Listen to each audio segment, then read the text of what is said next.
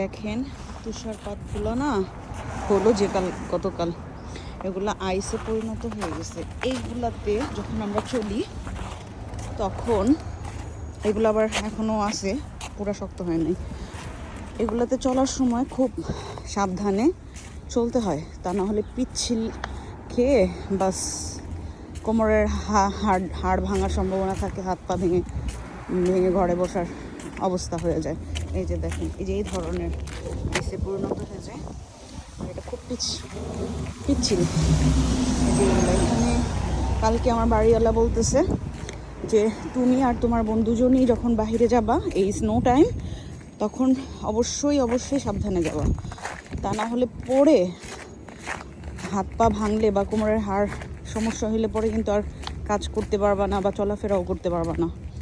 একটা লং টাইমের জন্য ঘরে বসে থাকতে হবে তখন। এই হচ্ছে অবস্থা।